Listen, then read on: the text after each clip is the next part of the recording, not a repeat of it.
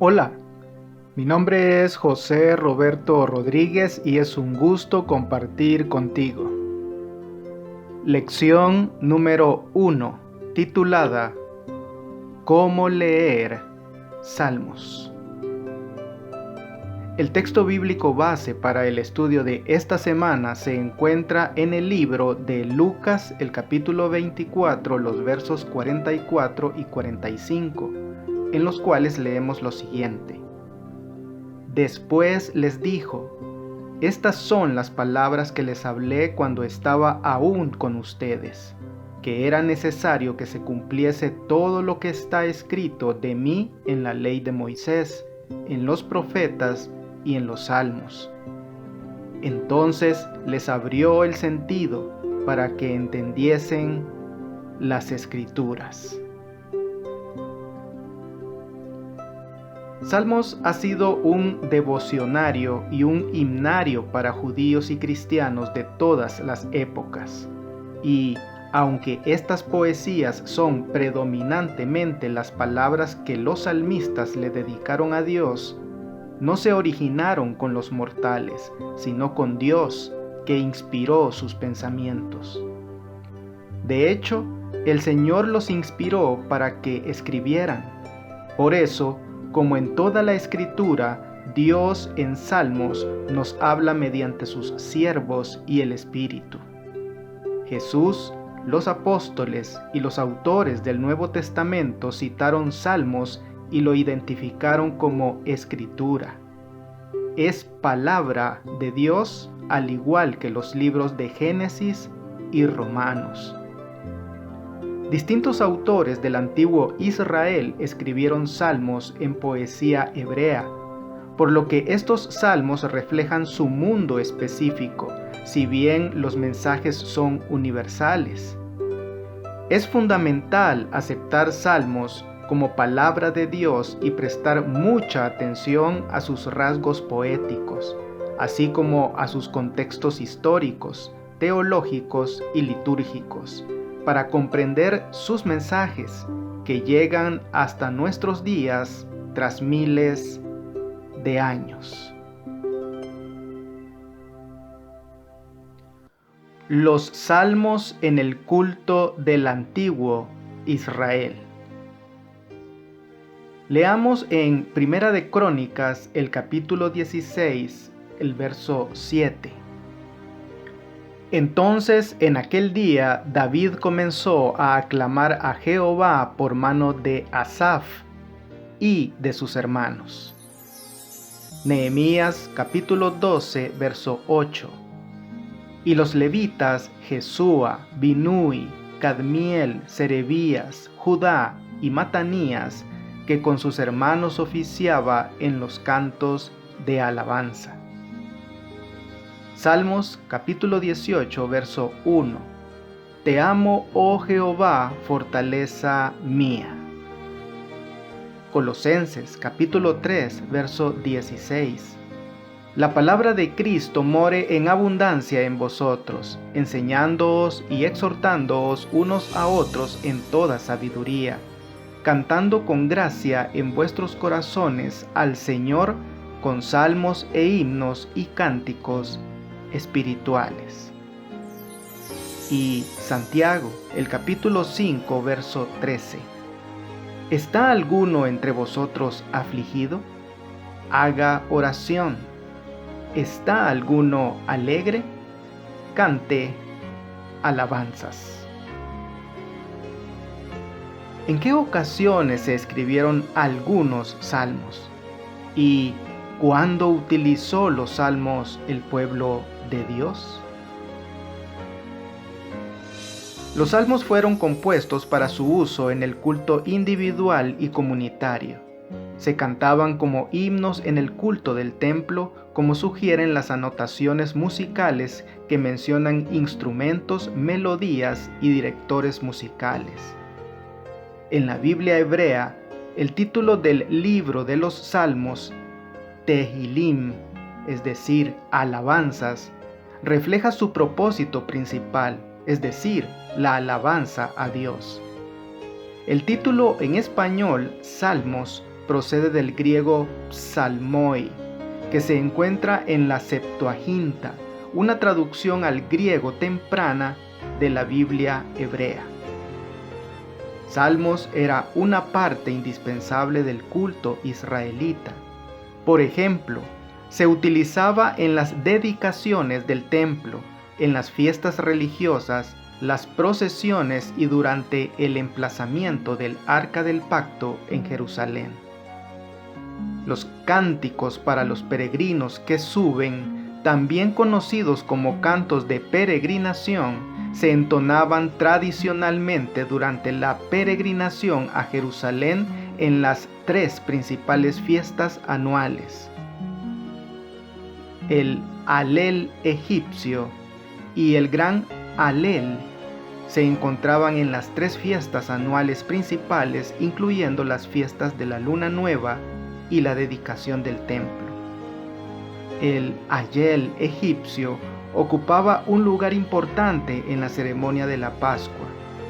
Salmos 113 y 114 se entonaban al principio de la cena pascual y Salmos 115 al 118 al final. El Hayel diario se incorporaba a las oraciones diarias en los cultos matutinos de la sinagoga.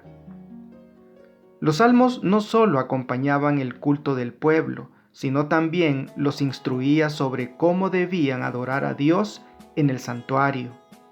Jesús oró con las palabras de Salmo 22. Los salmos también ocuparon un lugar importante en la vida de la iglesia primitiva. Aunque nosotros, por supuesto, no adoramos a Dios en un santuario terrenal como el templo, ¿cómo podemos utilizar los salmos en nuestro culto, ya sea en forma individual o grupal? Conozcamos a los salmistas. El rey David, cuyo nombre aparece en los títulos de la mayoría de los salmos, participó activamente en la organización de la liturgia del culto de Israel. Se lo llama el dulce cantor de Israel. El Nuevo Testamento atestigua la autoría davídica de varios salmos. Muchos salmos fueron compuestos por los músicos del templo que también eran levitas. Por ejemplo, Salmos 50 y Salmos 73 a 83 por Asaí, Salmo 42, Salmo 44 a 47, Salmo 49, Salmo 84, Salmo 85 y Salmo 88 por los hijos de Coré, Salmo 88 por Hermán el Esraíta y Salmo 89 por Etán el Esraíta. Además de ellos, Salomón y Moisés fueron autores de algunos salmos. Leamos los siguientes textos. Salmos 25, versículos del 1 al 5. A ti, oh Jehová, levantaré mi alma, Dios mío, en ti confío. No sea yo avergonzado, no se alegren de mí mis enemigos. Ciertamente ninguno de cuantos esperan en ti será confundido. Serán avergonzados los que se rebelan sin causa. Muéstrame, oh Jehová, tus caminos, enséñame tus sendas, encamíname en tu verdad y enséñame, porque tú eres el Dios de mi salvación, en ti he esperado todo el día. Salmos 42, verso 1. Como el ciervo brama por las corrientes de las aguas, así clama por ti, oh Dios, el alma mía. Salmos 75, verso 1. Gracias te damos, oh Dios, gracias te damos, pues cercano está tu nombre, los hombres cuentan tus maravillas. Salmos 77, verso 1. Con mi voz clamé a Dios clamé, y Él me escuchará. Salmos 84, versos 1 y 2. Cuán amables son tus moradas, oh Jehová de los ejércitos. Anhela mi alma y aún ardientemente desea los atrios de Jehová. Mi corazón y mi carne cantan al Dios vivo. Salmos 88, versos 1 al 3. Oh Jehová, Dios de mi salvación, día y noche clamo delante de ti. Llegue mi oración a tu presencia. Inclina tu oído a mi clamor, porque mi alma está hastiada de males y mi vida cercana al Seol. Y Salmos 89, verso 1. Las misericordias de Jehová cantaré perpetuamente. De generación en generación haré notoria tu fidelidad con mi boca. ¿Qué revelan estos salmos sobre las experiencias que vivieron sus autores? El Espíritu Santo inspiró a los salmistas y utilizó sus talentos al servicio de Dios y de su comunidad de fe.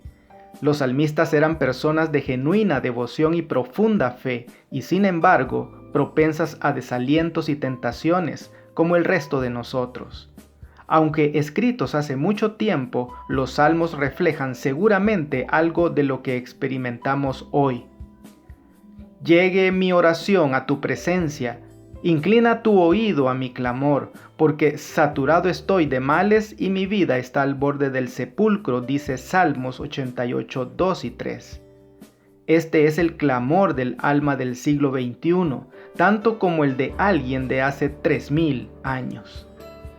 Algunos salmos mencionan las dificultades, otros se centran en las alegrías. Los salmistas clamaron a Dios para que los salvara y experimentaron su inmerecido favor. Glorificaron a Dios por su fidelidad y amor y le prometieron su incansable devoción. Los salmos son, pues, testimonios de la redención divina y signos de la gracia y la esperanza de Dios.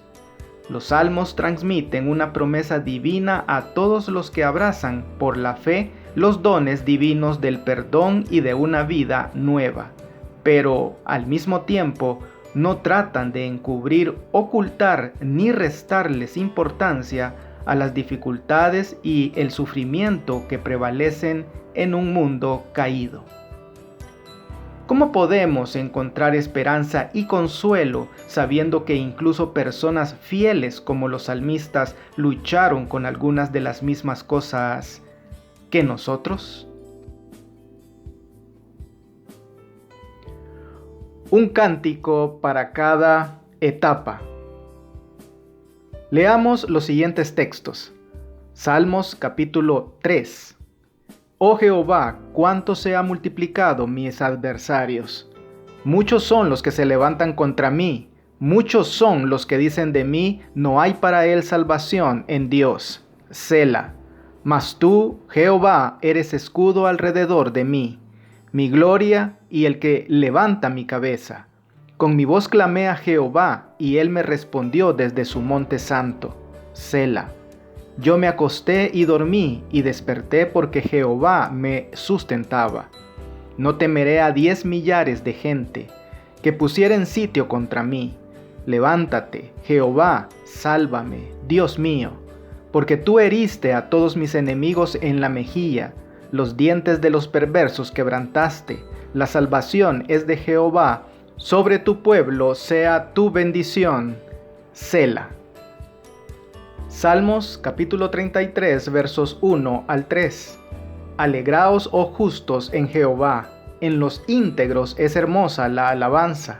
Aclamad a Jehová con arpa, cantadle con salterio y decacordio, cantadle cántico nuevo, hacedlo bien, tañendo con júbilo. Salmos 109 versos 6 al 15. Pon sobre él al impío, y Satanás esté a su diestra.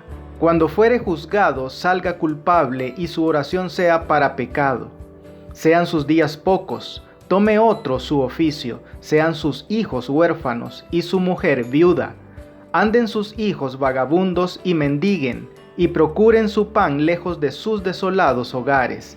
Que el acreedor se apodere de todo lo que tiene y extraños saqueen su trabajo. No tenga quien le haga misericordia, ni haya quien tenga compasión de sus huérfanos. Su posteridad sea destruida, en la segunda generación sea borrado su nombre. venga en memoria ante Jehová la maldad de sus padres y el pecado de su madre no sea borrado. Estén siempre delante de Jehová y él corte de la tierra su memoria. ¿Qué diferentes facetas de la experiencia humana transmiten estos salmos? Los salmos hacen que la comunidad creyente sea consciente de toda la gama de la experiencia humana y demuestran que los creyentes pueden adorar a Dios en todas las etapas de la vida. En ellos vemos lo siguiente. Número 1. Himnos que engrandecen a Dios por su majestad y poder en la creación, por su gobierno soberano, su juicio y su fidelidad.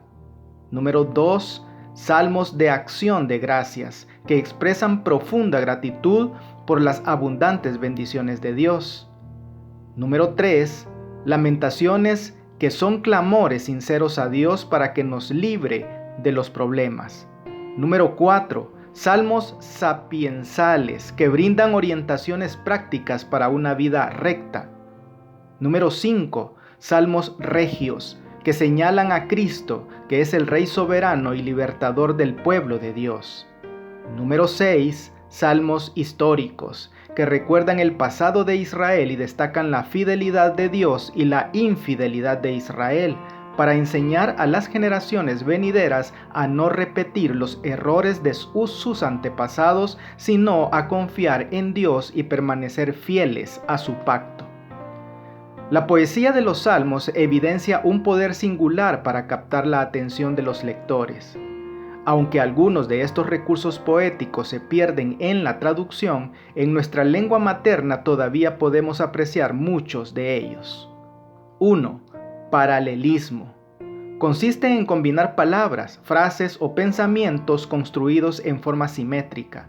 El paralelismo nos ayuda a comprender el significado de las partes correspondientes. Por ejemplo, alaba, alma mía, al Señor y alabe todo mi ser su santo nombre.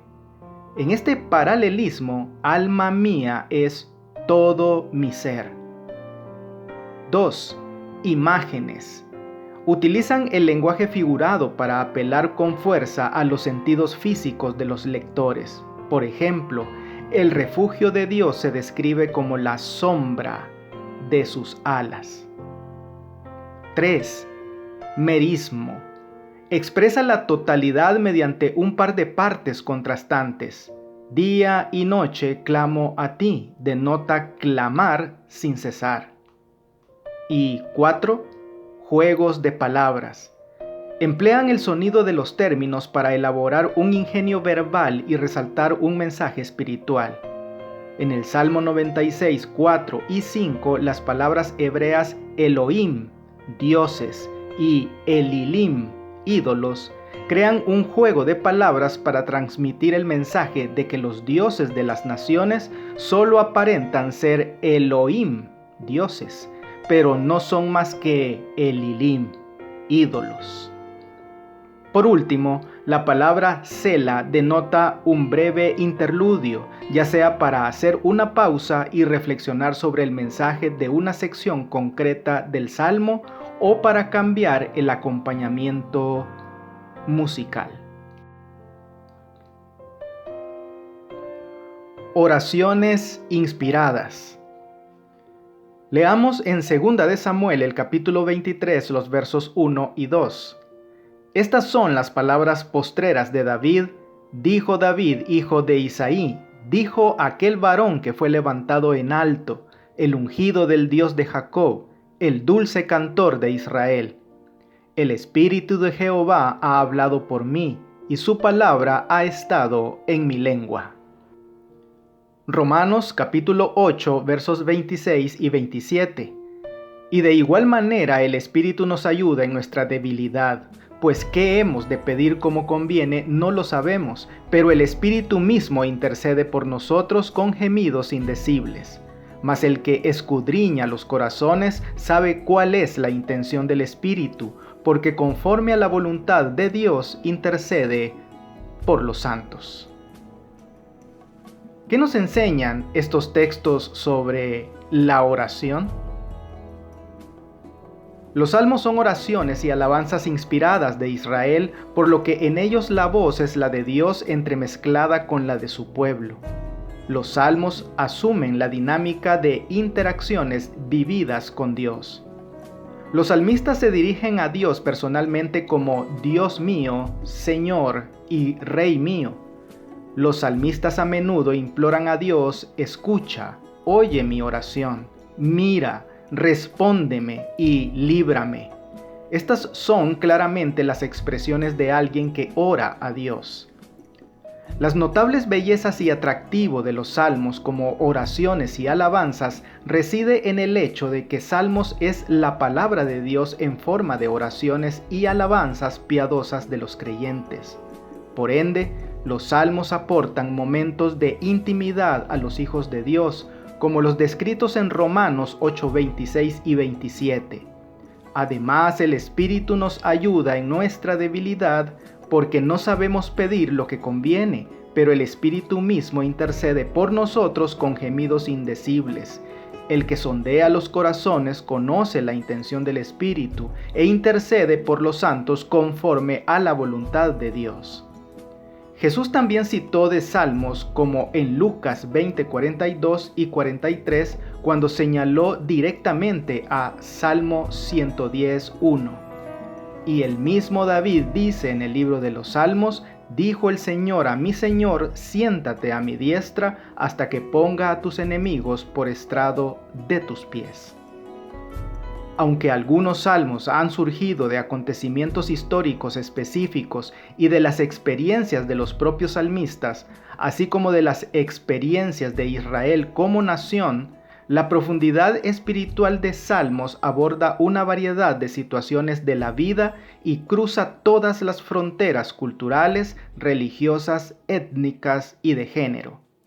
En otras palabras, cuando leas los Salmos, verás que expresan esperanza, alabanza, miedo, ira, tristeza y dolor, cosas que afronta la gente en todas partes, en todas las épocas, más allá de las circunstancias.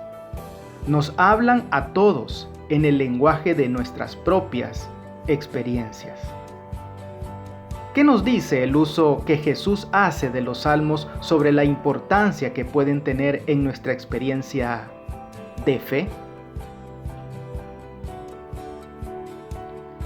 El mundo de los salmos. Leamos los siguientes textos. Salmos 16:8. A Jehová he puesto siempre delante de mí, porque está a mi diestra, no seré conmovido. Salmos 44:8. En Dios nos gloriaremos todo el tiempo, y para siempre alabaremos tu nombre. Sela. Salmos 46:1. Dios es nuestro amparo y fortaleza, nuestro pronto auxilio en las tribulaciones. Salmos 47:1 y 7. Pueblos todos, batid las manos, aclamad a Dios con voz de júbilo, porque Dios es el Rey de toda la tierra, cantad con inteligencia. Salmos 57:2. Clamaré al Dios Altísimo, al Dios que me favorece. Salmos 62:8. Esperad en Él en todo tiempo, oh pueblos, derramad delante de Él vuestro corazón. Dios es nuestro refugio. Sela. Salmos 82:8. Levántate, oh Dios, juzga la tierra, porque tú heredarás todas las naciones. Y Salmos 121:7. Jehová te guardará de todo mal, Él guardará tu alma. ¿Qué lugar ocupa Dios en la vida del salmista? El mundo de Salmos se enfoca totalmente en Dios. Trata de presentar delante de Dios en oración y alabanza todas las experiencias de la vida. Dios es el Creador soberano, el Rey y Juez de toda la tierra. Él provee todas las cosas para sus hijos, por lo tanto, debemos confiar en Él en todo momento. Incluso los enemigos del pueblo de Dios preguntan: ¿dónde está tu Dios? Cuando el pueblo de Dios parece fracasar.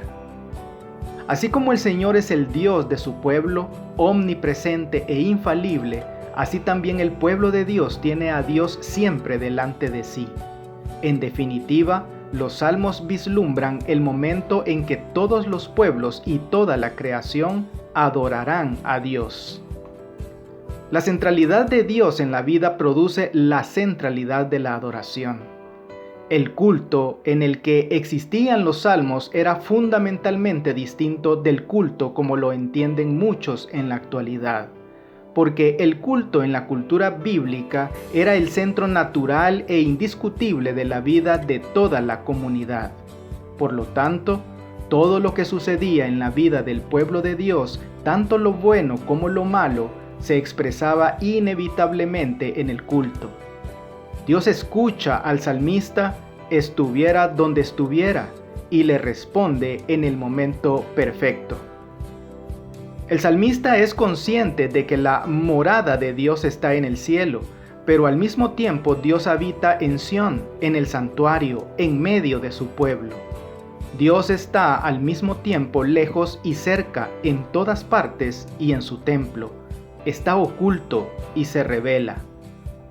En Salmos se unen estas características de Dios mutuamente excluyentes en apariencia. Los salmistas comprendieron que la proximidad y la lejanía eran inseparables dentro del verdadero ser de Dios. Su conciencia de la bondad y la presencia de Dios en medio de los que estaban experimentando es lo que fortalece su esperanza mientras esperan que Dios intervenga, como y cuando Él decida hacerlo. ¿Cómo pueden ayudarnos los salmos a comprender que no podemos limitar a Dios únicamente a ciertos aspectos de nuestra existencia?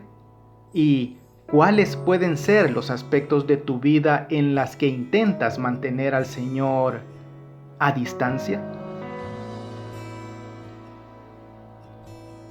Para estudiar y meditar. El libro de Salmos consta de 150 salmos, agrupados en 5 libros. Libro 1, Salmos 1 al 41. Libro 2, Salmos 42 al 72. Libro 3, Salmos 73 al 89. Libro 4, Salmos 90 a 106. Y libro 5, Salmos 107 a 150. La división en 5 libros del Salterio es una antigua tradición judía paralela a la división en 5 libros del Pentateuco. El libro de Salmos aporta pruebas de algunas colecciones de salmos ya existentes, las colecciones de Coré, las colecciones de Asaf, los cantos de los ascensos y los salmos del Aleluya. Salmo 72:20 da testimonio de una colección más pequeña de los salmos de David. Aunque la mayoría de los salmos se asocian con la época del rey David y la monarquía primitiva, la colección de salmos siguió creciendo en los siglos ulteriores. La monarquía dividida, el exilio y el período poxexílico. Es concebible que los escribas hebreos bajo el liderazgo de Esdras combinaran las pequeñas colecciones de salmos existentes en un solo libro cuando trabajaban en el establecimiento de los servicios del nuevo templo. El hecho de que los escribas consolidaran el libro de Salmos no le quita a este su inspiración divina. Los escribas, al igual que los salmistas, eran siervos devotos de Dios y su trabajo estaba dirigido por Dios. La naturaleza divino-humana de Salmos es comparable a la unión de lo divino y lo humano en el Señor Jesús encarnado. Pero la Biblia, con sus verdades de origen divino expresadas en el lenguaje de los hombres, muestra una unión de lo divino y lo humano. Tal unión existía en la naturaleza de Cristo, quien era Hijo de Dios e Hijo del hombre. Así se puede decir de la Biblia lo que se dijo de Cristo. Aquel Verbo fue hecho carne y habitó entre nosotros. Y ahora, algunas preguntas para dialogar. ¿Qué significa que los salmos sean oraciones e himnos divino-humanos? ¿De qué manera esta idea, aunque difícil de comprender, nos ayuda a ver la cercanía que Dios desea con su pueblo? ¿Y cómo revela a su manera la cercanía de Dios con la humanidad y con cada uno de nosotros? Comenta con alguien más alguna ocasión en la que hayan encontrado en Salmos algo que hablaba directamente de la situación por la que estaban pasando. ¿Qué consuelo y esperanza encontraron? Que Dios te bendiga. No olvides apoyar este ministerio suscribiéndote a mi canal de YouTube. Con esto tendrás acceso a un video resumen completamente ilustrado y animado de la lección de escuela sabática para adultos al inicio de cada semana. Espero tus likes y tus comentarios de la lección. Bendiciones.